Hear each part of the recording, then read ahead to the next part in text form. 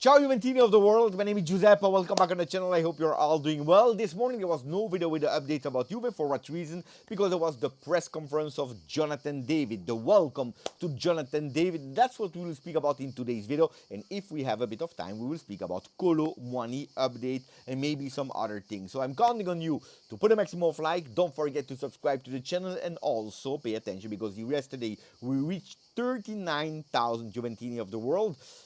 I went to sleep, I woke up, we lost a few of them.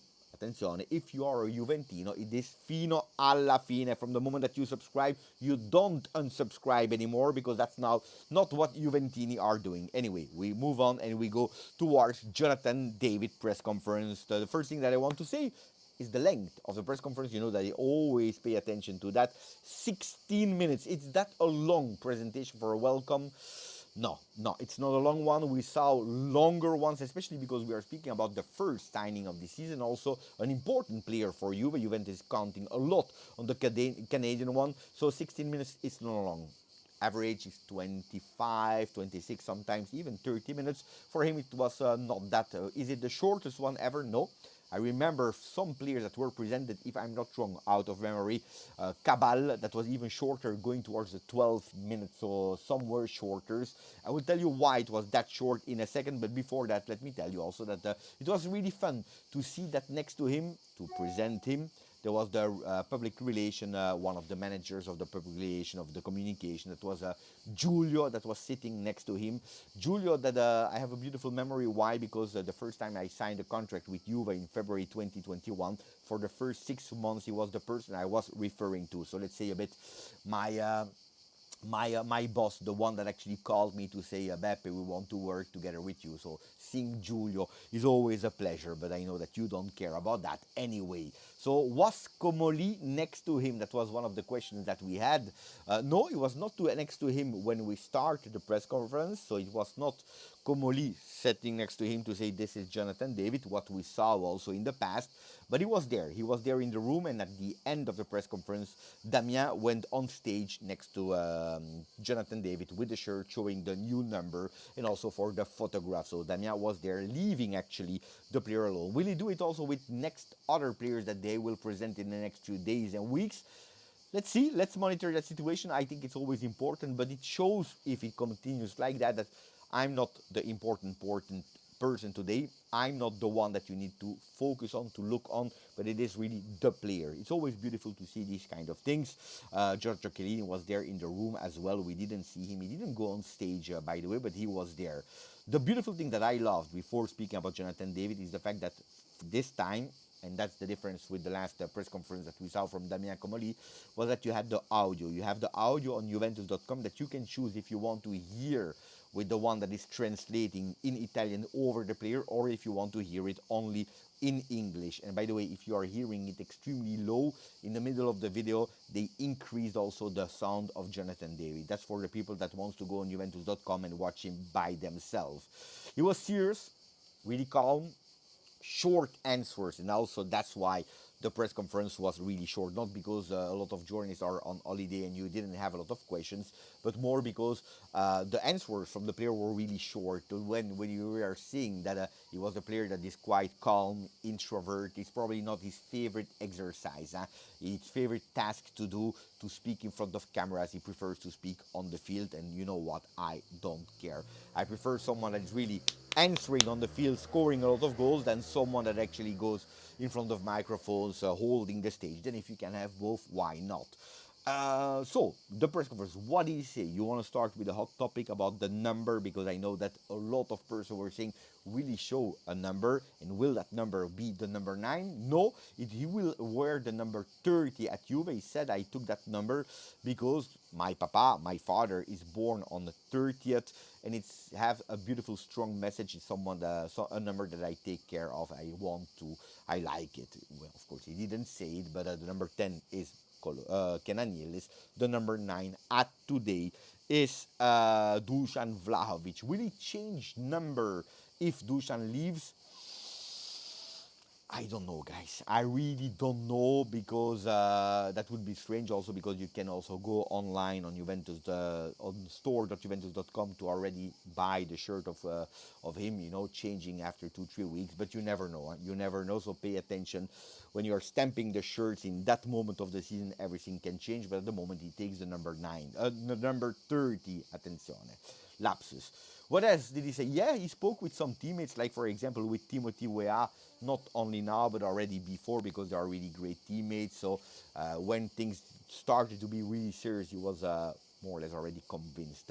Convinced about the choice of Juve. He spoke with Igor Tudor a lot, and the first meeting with him was really positive. They talked about also the position on the field and his expectations about this year.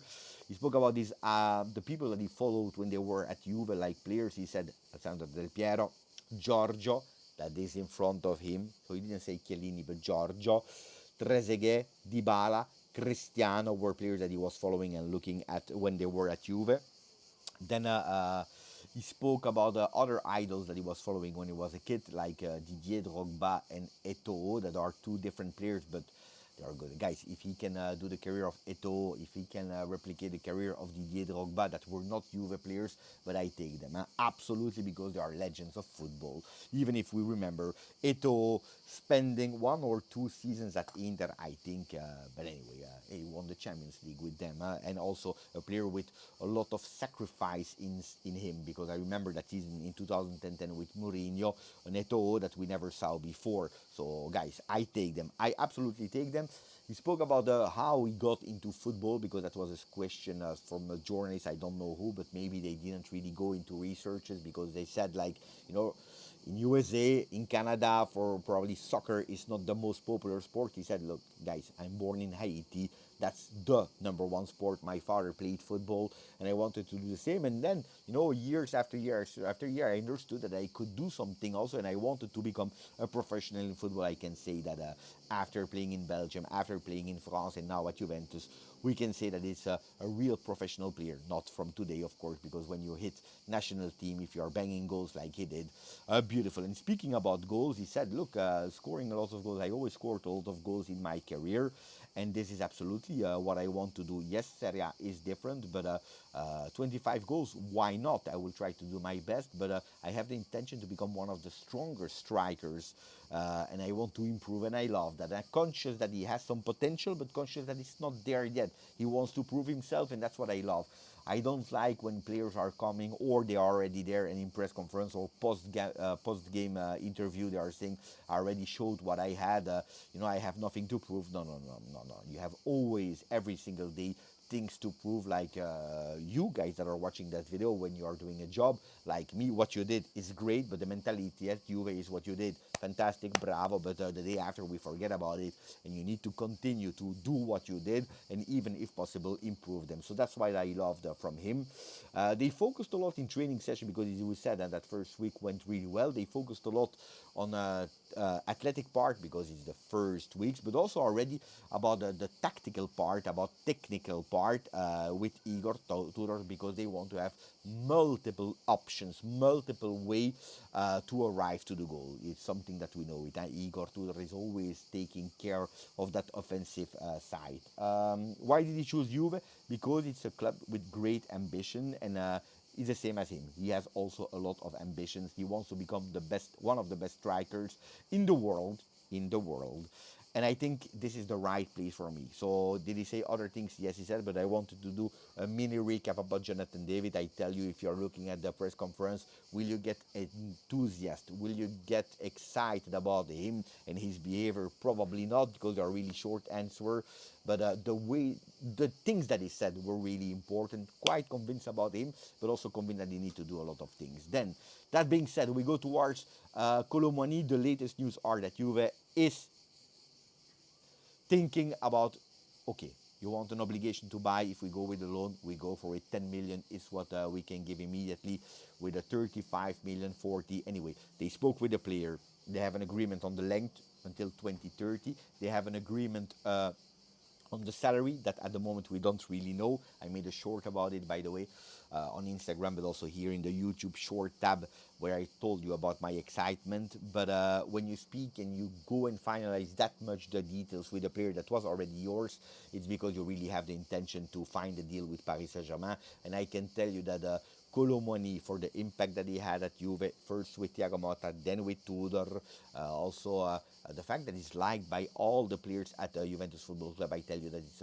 if it goes through, a really beautiful signing. Can they play together? I tell you, yes, they can. Or Jonathan David can play Eto'o style a bit more in the back and supporting Colomoni as a number one. Or Colomoni can be, because we already saw it, behind the striker with Jonathan David up front, so they can play together, but they can also alternate in part of the game. So I think that Colomoni, Jonathan David, Kenan Yildiz, Conceição are a really first beautiful step. Let's see if we will have a if we will have Adzic also as an offensive player, Miretti, Cope Manners, or we will go with another player that could potentially be Sancho, even if in the latest days we don't have steps ahead about the English player. So let's see.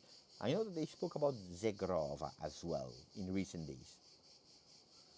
That's for our next Mercato video. If you enjoyed it, please put a maximum of like. Guys, don't forget to subscribe because I want to go again towards 39 and not going back, but going up, because then we have 40, 50, 60, 100 million of Juventini on the channel. Grazie, forza, Juve. Ciao.